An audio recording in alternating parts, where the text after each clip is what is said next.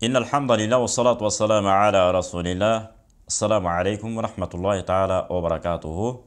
Qayradan kийинки суроо жооп темабызга кириштик. Алгачкы суроо. İşinizге ийгилик Аллах Таала эки дүйнө бакытты насип кылсын. Сурообуз биринчи шариат илимин толук алып, анан намаз окуш керекпи?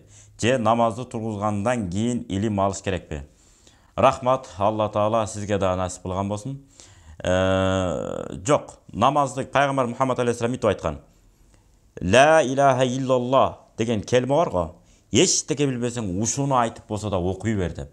Демек, ким ла илаха иллаллах Мұхаммадур Расулуллахды келмени келтирген болса, демек чын жүрөгү менен, тили менен айтып, жүрөгү менен бекемдеген болса, бүттү.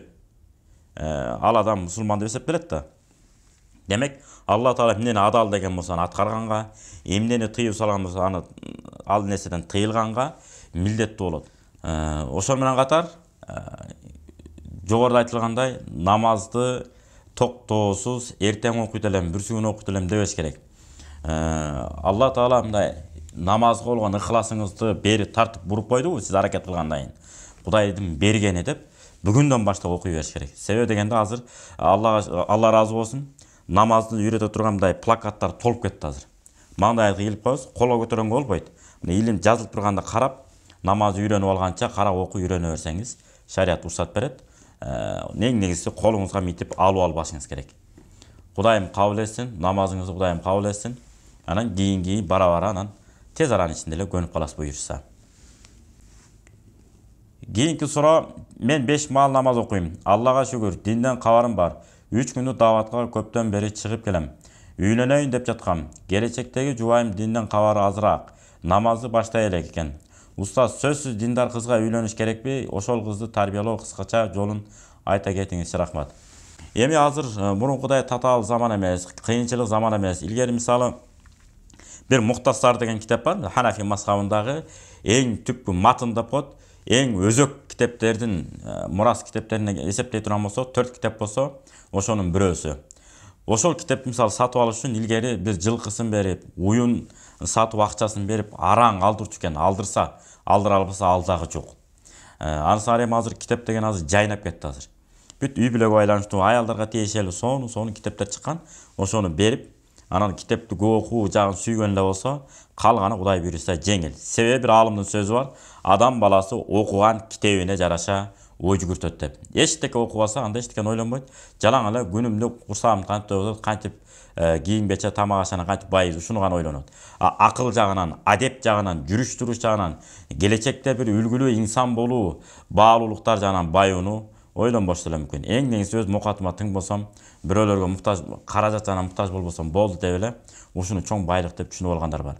Байлык ден соолук келет, адамгерчилик келет, баалалуу болуу, кыздуу болуу, сак саламатта жүрүү, ушунун бардыгы байлык. Ыйман менен жашоо, адеп ахлак менен, арам дегенде бала чакан бул арам турбайбы деп качып, бул нерсе адал десе, ал нерсеге умтулуп, алдыга көздөй адамдардын көңүлүн оорутпай, эң жакшы кулук мүнөз менен мүнөздөлгөн болсо бала чака, небере чебелен, эң бактылуу адам ушул айтат. Мына ушулардын баары байлык. Ошолордун баарын эсепке алган жанагы энелик талим тарбия кандай болуш керек? Ошолордун баарын билген, меймандос, тазалыгы ордунда болгон, сүйлөгөн сөзү ордунда болгон, абийирдүү, уяттуу, күйөөсүн сыйлай турган даражада болсо үйлөнсө эмне болбосун болот. Замат деле ары көздөй тартып кетет. Азыр бир айдын ичинде Куранды өздөштүрүп алганда толтура. Онлайн күнүнө болбосо да күн алыстан күн ара. Аздан окуп отуруп үйрөнүп алгандар толтура бүгүнкү күндө. Барып келип отурбай. Кийинки суроо. Устаз, музыка жөнүндө тыйылган сахих хадистер барбы? Жана эмне деп тыйылган? Бухари, Муслим, Тирмизи дейт. Ушунун суроосу өтө татаал экен. Мындайда бир нерсени сураганда ошол нерседен тыйылганга даярсызбы, даяр эмессизби? Мисал, бир мисал. Ошого даяр болгон адам карап көрүш керек. Анан даяр болгондон кийин берди да суроону. Ошого амал кылганга дагы адам баласы даяр болуш керек. Бүгүнкү күндө ошол дегеле музыканы өйдө ылдыйын териштирбей туруп, арам дегендер, мисалы комуз. Биздин атабыз чертип келген. Арам деген нерсени ким адал боло берет дей турган болсо, ал адам эмне болуш керек? Динден чыгыш керек. Азыр биздин ата-бабалар комузду далай чертип келген. Ким айта алат азыр мен комузду кимде ким чертсе боло берет деп чертсе, эми болбойт экен, эми ага болбой чертип атпаймы десе ал башка маселе. Боло берет бул. Не болуптур дей турган болсо, сиз кантип капыр деп айтасыз ошону. Бул китептерде ушундай келет. Бир нерсени арам деш үчүн анын тескериси адал дей турган болсо, ал адам динден чыгып кете тургандай даражадагы далилдериң барбы дейт. Бүгүнкү күндө ата чыккан Юсуф Карзави деген аалым бар. Ушул кишинин атайын китептери бар. Аль-Фатава аль-Муасара деген жана Адал арам деген тияктуу фатва китептери бар. Ушул киши аябай изилдениптир. Мисалы, ырды кесе арам деп айта албайбыз. Ырдаган тескерисинче имам Муслимде келет. Алыскы сапарга чыкканда аркасында учкашып кетип аткан баланы айтат. Баланча акындын ырсаптарынан барбы десе, дейт. Десе пайгамбарыбыз эмне дейт? Хих дейт. Хих деген кана бир шингил чытачы деген сөз. Ошентип бир сабырдайм, кайра уялып токтоп калам дейт. Пайгамбар хих дей берди, мен бир аз ырдап коело токтоп калам дейт. Ошентип мен пайгамбар Мухаммад алейхиссаламга 100 сап ырдап бердим дейт. Бул имам Муслим риваят кылган. Экинчиден, бир нерсени арам деш үчүн атайын өзөк керек. Жалпы элге жагымдуу нерселерди кескин далил көрмөйүнчө биз арам деп айта албайбыз.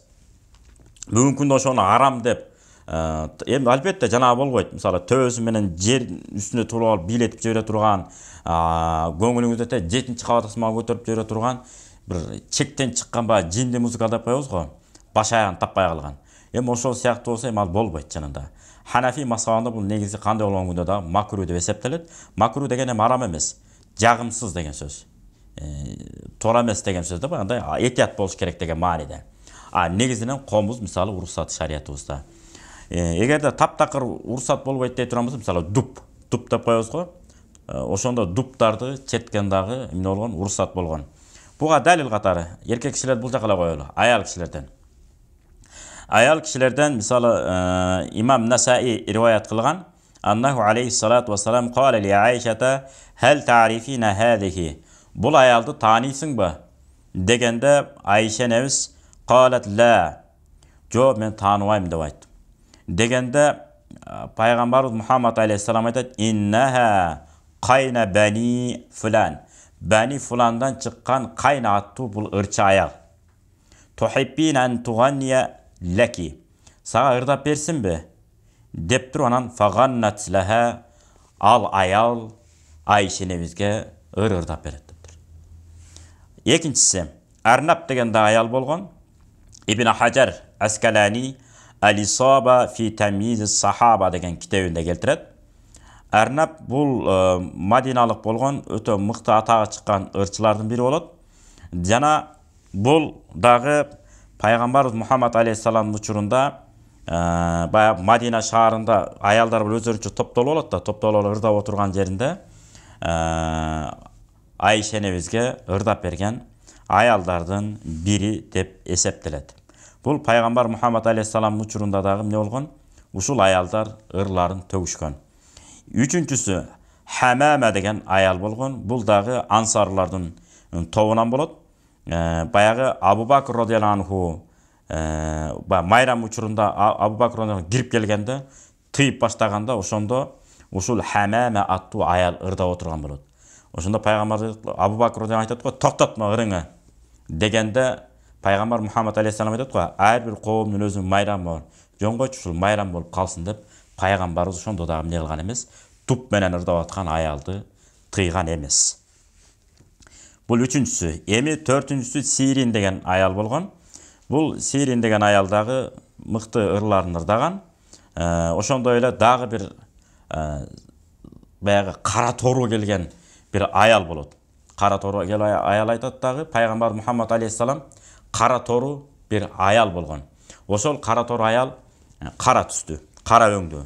Ошол аял пайгамбар Мухаммад алейхиссаламдын алдына келип, баягы согуштан аман эсен кайткан учурда айтат: "Ин раттакаллаху салиман." Эгерде Алла Таала сени сак саламат бизге кайтарып берген болсо, мен назыр кылып койдум эле, туп менен ырдап берейин деп. Анан пайгамбар Мухаммад алейхиссалам не деди? "Ин кунти назарити." Эгерде назыр кылып койгон болсоң, фадри бири. туыңды дүкүлдөтүп уруп анан ырдап беребе дейт. Ва илля фала, эгер антип назыр кылбасаң зарылчылыгы да жок деп коет. Анан макулдангандан кийин баягы кара өңдүү аял эмне кылат? Кадимкидей дупту мына даңкылдап чертип ырдайт. Баягы дүңкүлдөткүч баягы дүп музыканын коштоосу менен баягы ырды өзүнүн назыр кылган ырын ырдайт. Ошондо Абу Бакр радияллаху кирип келет. Анда да токтобой эле ырдап баштаган болот, ырдап аткан болот. Азирети Осман радияллаху кирип келет. Анда деле ырын токтотпой ырдайт. Бир маалда Азирети Алы радияллаху кирип келет. Анда да болбой токтотпой ырдай берет. Анан акырында ким кирип келет? Баягы Айша энебиздин риваят боюнча кетип атат да бул. Баягы пайгамбар Мухаммад алейхиссаламдын учурундагы окуя бул. Анан төртүнчүсүндө анан кийин Азирети Умар радияллаху кирип келгенде баягы аял дупун алдына коюп, анын үстүнө өзү отуруп токтоп калат. Ошондо анан пайгамбар Мухаммад алейхиссалам күлүп жооп берет экен. Умар, Азирети Абу Бакр, Осмон, Алилер кирип келгенде бул аял токтотпой эле ырдап аткан болчу. Анан сен кирип келгенде токтоп калды. Себеби сенден башка шайтан качат эмеспи дейт. Ошол сыяктуу бул аял да сенден толкунданып токтоп калды деп тамашалап күлүп айткан экен. Бул хадис сахих хадис, имам Тирмизи риваят кылган. Демек, ырды кесе тыюу сала албайбыз. Керек болсо мына комуздан да тыюу салып, арам эле арам дегендердин бала чакасын көрүп калып атпайбызбы? Зарубежный музыкаларды угуп жүрөт. А эгерде комузду мындай намаздан, зикирден, ибадаттан тыйылбаган абалда, анча-мынча жол жобосу менен чертип үйрөнүп, аны менен кошо жанагындай маданияттуу ырларды ырдап койгон болсо эчтеке болбойт. Ошол менен көңүлү ал деле дайым өмүр бою эмес экен да, бир учур болот экен, толкун убагы. Ошол убакта ошо менен өтүп кете турган болсо, андайын убактысы да болбойт, мүмкүнчүлүгү да жетпей калат. Себеби мектеп окуусу менен алектенет, андан кийин студенттик доор менен алектенет, андан кийин турмуш тиричилик деген бар. Ошо менен алаксып кетет экен. Антпесе эмне болот, туура эмес жолду тандап алышы мүмкүн. Бул табигый нерсе экен, каалайт экен да. Болгону эмне деген, адамды жамандаган, адамды бир уят карып кое турган сөздөр аркылуу жазылган ырлар болбойт. Мисалы баягы кыздар ай, эшигиң алдынан суу чачып койгула, мен барып чыгылып түшөйүн деген сыяктуу мааниси жок ырлар болбойт. Андан көрөк дастан, санаат ырлар бар эмеспи? Ушу дастан ырларды уксун. Мисалы Арыстанбек Бойлошулунун не деген дастаныр бар? Токтогул атабыздын жеңи жок аталарыбыздын. Мисалы эл менен сен бийиксиң, элден чыксаң кийиксиң деп Арыстанбек Бойлош атабыздыкы бар. Ошол эле Токтогул атабыздыкы агайынды жаман деп тууганды кайдан табасың? Минген атыңды жаман деп, тулпар жаман деп, бууданды кайдан табасың деп, чырагыңды жаман деп, пилигиңди жаман деп, чырагыңды каяктан сонун ырсаптар кетип атпайбы? Ошол сыяктуу бир дастан ырлар, сабак берип койчу ырлар бар, ырсаптар. Жолбосо Нурмолла атабыздын ушундай ырсабы бар. Убакыт деген ушундай, колуңдагы кушуңдай, таптаганга жараша түшүн берет кызылдай деп. Булар жаманбы? Жакшы да. Ошол сыяктуу санат ырлар болсо керемет болот. Биздин айталы дегенибиз ушул.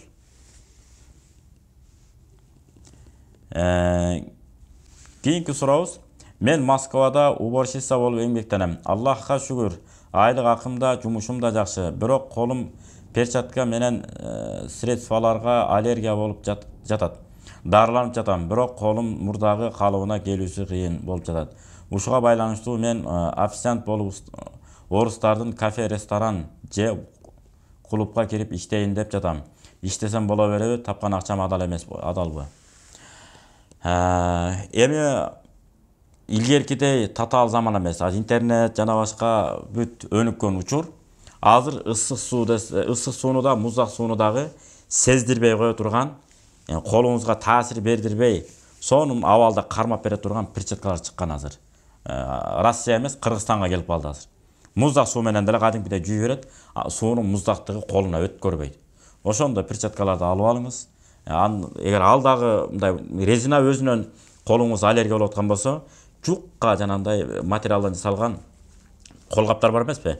Ошондой колгапты кийиңиз дагы, жанагы ысык сууну муздакты өткөрбөй турган желим колгаптардан бирөөнү алып алыңыз дагы, анан акырын жумушуңузду аткара берсеңиз болот. Жана дискотекага окшогон, клубка окшогон нерселерге жолобой эле коюңуз. Аял киши андай жерлерге жолобош керек, этияттаныш керек. Кийинки суроо. Биз топ ойногондо ар бир бала 100 сомдон ортого чогултабыз. Ошол акчаны ар бир партияга болуп ойносок арам болуп калбайбы? Негизи оюн ойногондо мелдешке акча коюу болот. Эгерде бир тарап, мисалы айталы, Келечек менен Алга деген команда бар, эки команда. Келечек командасы коет, мисалы, белекти. Эгер биз уссак, эчтеке албайбыз. Силер уссаңар алып кете берле деп койгон болсо, боло берет, бул адал. Же болбосо үчүнчү тарап келет. Мисалы айталы, биз ойнобогон, биз сыртта карап көрүүчүлөр, биз уюштурат экенбиз дагы. Кана Алга менен Келечек экөөңөр жарышкыла, биринчи орунга биз 20 000 сом берели. Экинчи утулгандарга 10 000 сом берели деп мелдеш байга койгон болсо, бул адал үчүнчү тараптан. Ал эми ар бириңиздер айталы айрда бир 50 оюнчу бар. 50 оюнчудан 100 сомдон жыйнап, анан ошону кайра ортого коюп, кимиз усса утуп кете беребиз дей турган болсо, анда бул шарият боюнча болбой калат. Туура эмес. Жарабай калат бул. Болбойт. Анан жогорку суроого эле улай. Баягы мелдеште айтпадыкпы? Так кесе. Эки команда боло турган болсо, эки команданын bir komandасы мелдешке белек берип, экинчи команда кой болсо, утса булар койгон белекти алып кетет, утулуп калса, булар эчтеке албай турган болсо, демек ал болот адал. Же болбосо экинчи жообун айтпадыкпы, үчүнчү тарап койсун деп. Үчүнчү тарап кое турган болсо, анда адал, кимис утса ошол алып кете берет.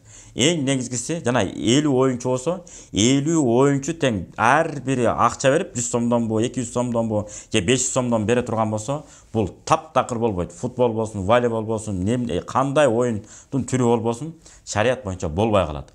Эки тараптын да жыйынтыктайбыз, бирөөсү коюш керек. Же булар оюнчуларга тиешеси жок эле. Үчүнчү ойнобогон эле тарап белекти стекин коюп бериш керек.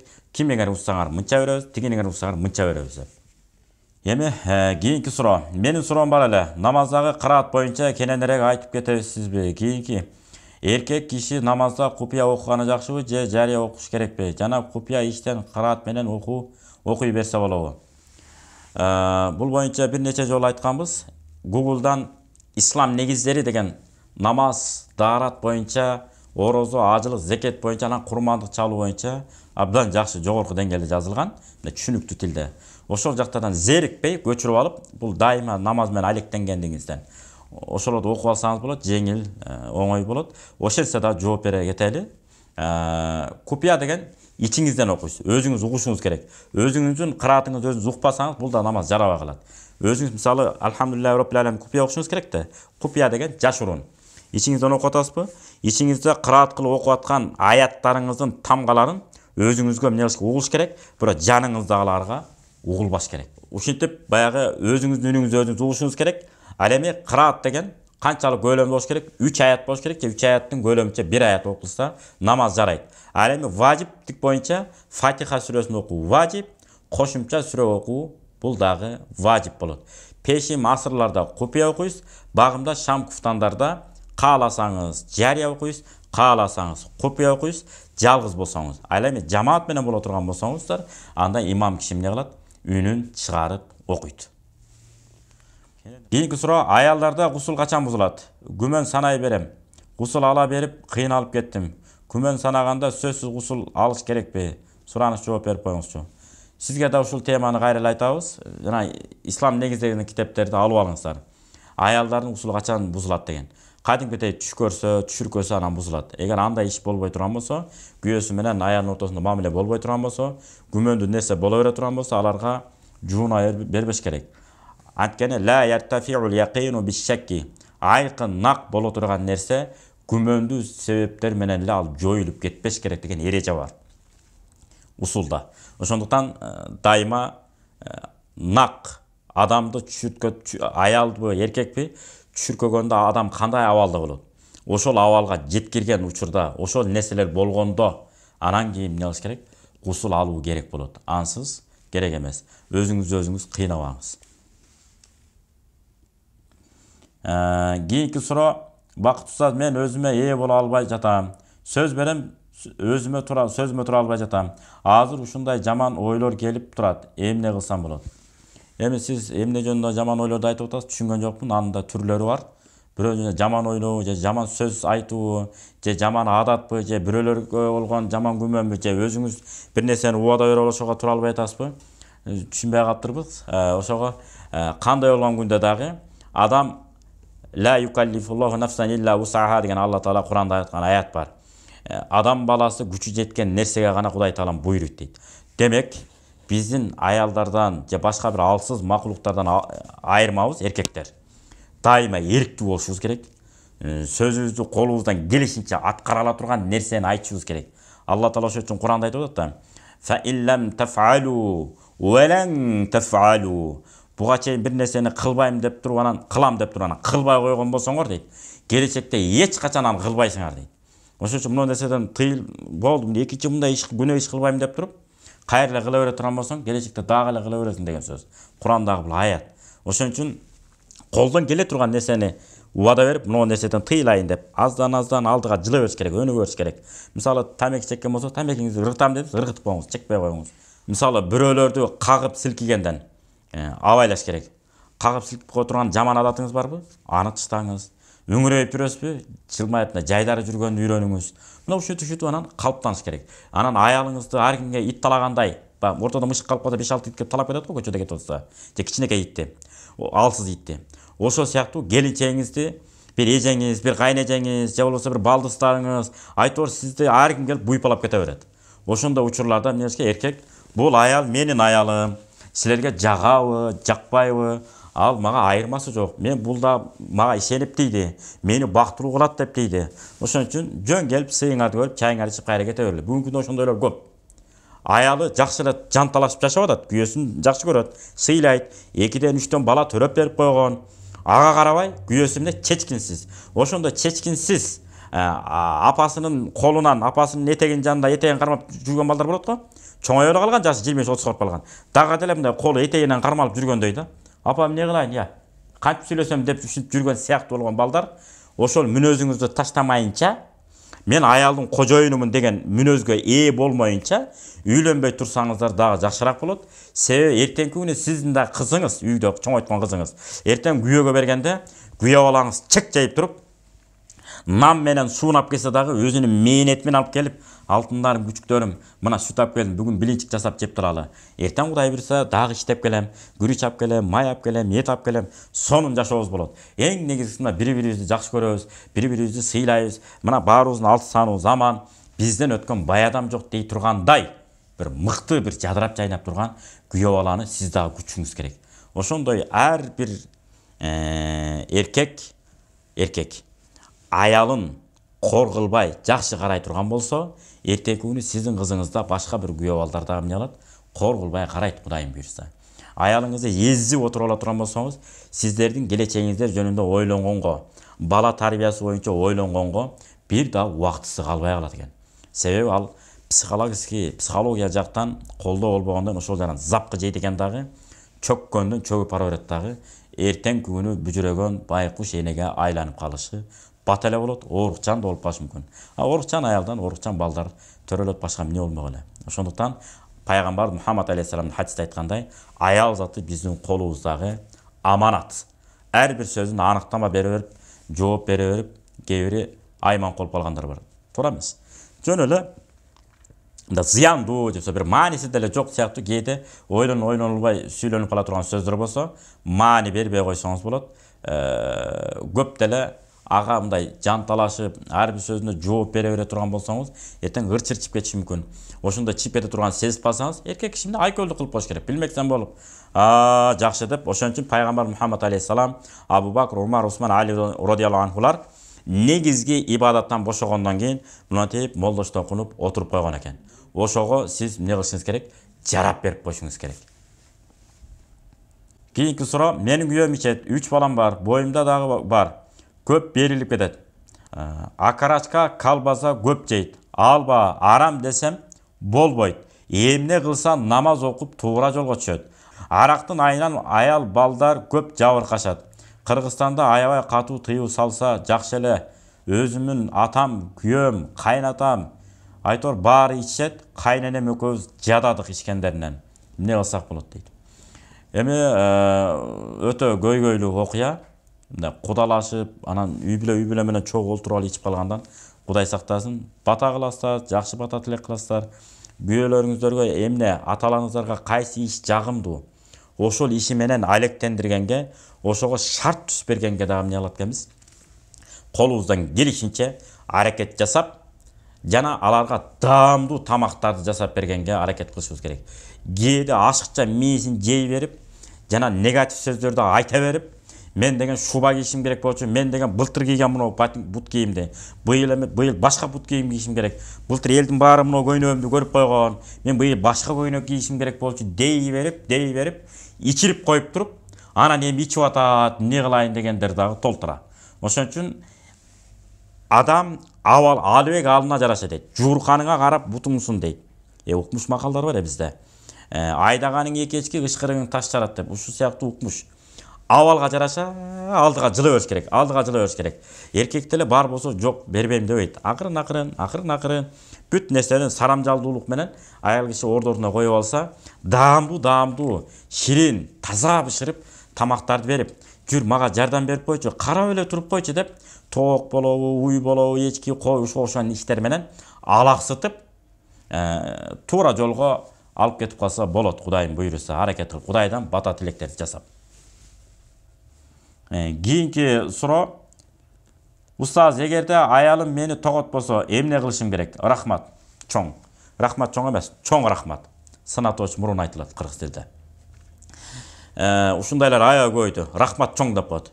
Чоң рахмат. Чоң деген биринчи айтылыш керек. Аялыңыз тоготпой атса, аялыңыздын деңгээлинен өйдө болууга кайсы жагынан? Илим жагынан, билим жагынан, жүрүш жагынан, тазалык жагынан өйдө болуп алыңыз. Ал тогото турган абалга жетип алыңыз. Жакшы мамилени жасай бериңиз. Жакшы балдардын бир сүйкүмдүү атасы болгонго аракет кылыңыз. Күндөн күнгө өнүгүңүз, өсүңүз, китеп көп окуңуз. Анан Кудай буйруса, аялыңыз сизден ажырап калгандан корксун. Мына ошондой сезиле берет сизге. Анан аялыңызга дагы үй бүлө бактылуу болуш үчүн эмнелерди кылыш керек? Ошондой азыр курстар ачылды. Толтур азыр Бишкектин ичинде. Эгерде шаарда болсоңуздар, айылда болсоңуздар азыр онлайн аркылуу да берип атышат. YouTube'тарга кирип, жанагы толтура айымдар жөнүндө Алла разы болсун көбөйүп эле кетти.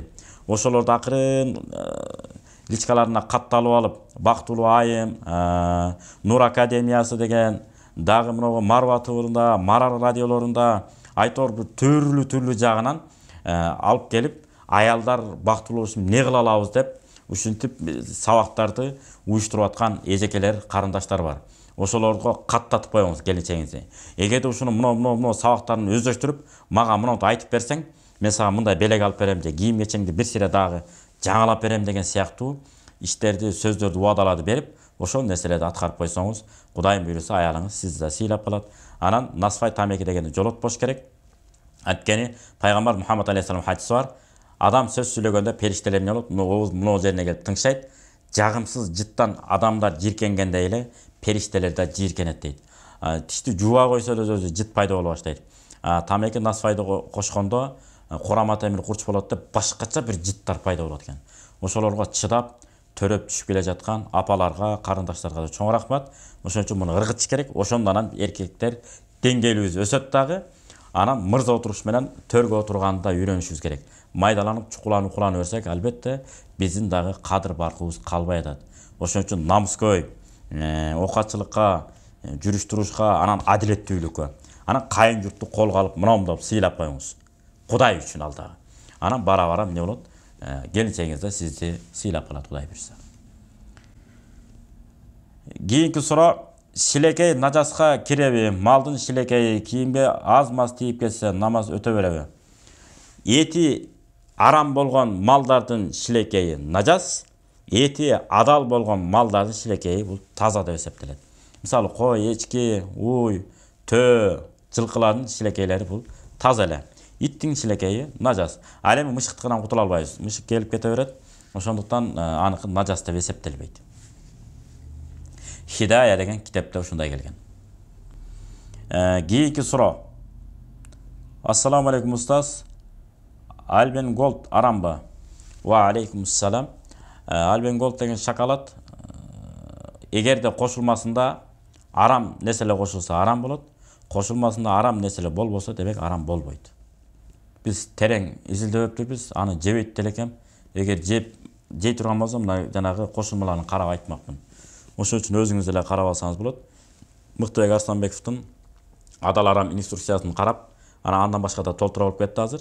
Мына кошулмалар белгилер турса, демек арам нерселер кошулган болот. Мына нерселер жок болсо, мына тескерисинче мына белгилери барларды гана алыңыздар деп атпайбы? Ошолорду карап, колдонуп жей бересиз буюрса. Кийинки суроо: менин өзүмдүн менеджерим ала бер дейт. Бирок мен иштеген объекттин менеджерлерине көрсөтпө дейт. Бул кандай болуп калат? Эми кээ бир нерселерге бар, өтө деле ой жүгүртүүнүн деле кереги жок. Мындай эле түшүнүп алса болот. Кандай болуп калат? Мисалы, 10 кишинин 100 000 сомдон акча топтошду айталы, бир ишкана ачалы, бир кафе деп айталы, эң жөнөкөй мисал келтирели. Кафе ачты 400 000 сомго. Анан 4 кишinin bir kişisi geldi дагы, шеф поварсыз сиз. Тетиги ачамча бир кыларган беттен күнүн ала кете бер. Бирок тиги мен 3 шеригиме көрсөтпө десе, ошол кандай боло береби? Болбойт албетте, арам да. Ошон үчүн ким ала бер десе, ошонун өзүнүн мүлкүнөн алсаңыз болот. Калгандарынын атынан бирөө-бирөөгө жооп бербейт эч качан. Мисалы, келип алып эле көчөдө кетип атасыз, мына тамга кир дагы, бирден 100 кою бар экен, бир коюн алып кете бер. Мен айтып койдум. Алып кет. Мен айтып атам, алып кете бер. Айтып койдум деп да айтпайт. Мен айтып атам, алып кете бер, сиз алып кете бересиз, алып кете бербейсиз да. Ал ээси болсо алып кетесиз, ээси болбосо алып кете албайсыз. Бул арам. Бирөөнүн кыпындай кичинекей нерсеси арам. Керек болсо Хасан Басир рахматуллахи алейх Рабия деген энебизге ушинтип айткан экен. Чырак менен өтүп кетип атканда, бир чыракты көрө калып, пайдаланып кийим токуп атканда, кошуналардын чырактары ошо тийип калган учурда тиге калам, ошол жарыкка пайдаланып. Ушул туурабы десе, башкаларга боло берет, бирок сага болбойт деген экен, такыбалыкка. Карабайсызбы? Бирөөнүн жарыгы болбосо көчөдө эле кетип аткан жарык болчу ал. Ошондой эле Умар ибн Абдулазиз, эмне деген кишилер булар? Бирөө конокко келип, мен сиз менен сүйлөшөйүн дедим эле десе, келе кой деп туруп, ал чыракты өчүрүп, кайра өзү башка бир чыракты күйгүзөт. Анан сурайт го, эмнеге тигини өчүрдүңүз, күйүп турган эле чыракты? Анан кайра башка чырак күйгүзүп атасыз десе, мамлекеттик иштерди сүйлөшкөндө мамлекеттин чырагын колдоном. Азыр мени менен сүйлөшүп атасыз, демек мен өзүмдүн чырагымды коюшум керек дейт. Аны сага көрбөйсүзбү? Болбосо боло берет эле, жалпы эл иштеп атат, мамлекеттин отурат, ара чорото муну менен деле кой сүйлөшүп коеюн, кайра тигил ишти улантып берем дейт электен көпчүлүгүбүз. Жок, бул киши этияттанып атат ошол нерсе да. Мамлекеттин мүлкү бирөөнүн эле эмес, керек болсо мамлекеттин мүлкүнүн бир кыпындай жерине мен зыянымды тийгизбейин деген падыша болгон да. Ошон үчүн 5-халиф деген атка ээ болгон, каршылар койлорго тийбей калган. Талааларга дандарды септирген. Жанагы куштар ачка калбасын, ошолорду жеп турсун деп.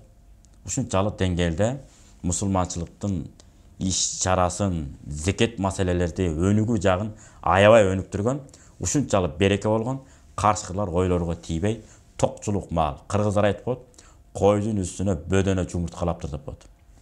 Кээде окуялар болуп калат, ошону түп түшүнүп алгандар да бар. Койдун үстүнө качан бөдөнө жумурткалайт болду экен деп. Бул деген сөз токчулук деген сөз. Эч кимге тийишпей калат деген сөз. Кийинки суроо: таксир боюнда бар аялга талак түшөбү же түшпөйбү? Албетте талак түшөт, бирок бидий талак деп коет, бул жаман талак. Бул жеткен акмактык болуп эсептелет.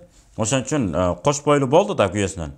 Ошону жашнакай сүйрүш менен сабыр кылып, ой кетем эле кетем, сени көргүм келбейт десе, мейли, балам төрөлсүн, төрөлөрү менен мен аталык милдетимди аткарып коеюн, анан кийин талак айтайын деген сыяктуу эмне кылыш керек? Мүмкүнчүлүк бериш керек аялга. Кээде аялдар кош бойлогон кезде, өзгөчө биринчи жан кош болгон кезде өзүнөн өзү кыжалат болуп ыйлайт, өзүнөн өзү бир нерселерге ачууланат. Ошол кезде эркек кишилер аялдардын ушундай абалдары жөнүндө кичинекей китепчелерди окуп, же болбосо даяр медиктерге барып, жана гинекологторго консультация алып коюш керек. Аялдар кайсы жагынан ачуулуу болуп, кандай абалдар өзгөрүшү мүмкүн. Ошол нерселерди жаттап алса, кыскасы аялдар кош бойлуу болгон кезинде эч качан алардын зээнин кейитпей, сөздөрүнө аныктама, маани бербей, хоп жарайт, окей, сен айткан туура деп, англисче айтканда окей деп отуруп, эпте аман эсен көз жардырып ал, көз жар анан сага көрсөтөм деген сыяктуу бир тамаша сыяктуу сөздөрдү айтып, тамашага айландырып жиберип, анан эркелеп жакшы карап коюш керек. Төрөп бүткөндөн кийин өмүр бою кечирим сурап жашап өтөм сени менен деген келин балдарды дагы, жеңелерди дагы укканбыз. Эмнеге андай болдум билбейм, өзүмдөн өзүм кыжалат болуп эле, күйөөмдү көргөндө жалаңкычты көргөндөй болуп калгам. Мага талак бер эле, талак бер деп суранган. Бирок кокус талак берип койсом не кылат элем, талаада калат элем да. Күйөөмө рахмат мени түшүнүп, туура түшүнүп койгонуна деп. Анын сыңары аялдар жаңы кошуп койгон кезде ар кандай каприздетип калат деп коет го бизде, чыр болуп. Ошол кездерди туура түшүнүп өткөрүп коюш керек дагы, эч качан талак бербеш керек. Анткени пайгамбар хадис бар, адал нерселердин ичинен эң чоң Алла Таала жек көргөн, арышты титирете турган нерсе бул талак деген. Ошон үчүн талак бербеш керек. Талак берилсе эле берүүгө да ал машина же үй эмес да, саттым да анан башка үй алып алам да. Бул машина сатып башка машина алып алам дейт. Бул деген адам. Адам эмнени кордосо ошого, чөптү кордосоң көзүңө зыян деп атпайбы?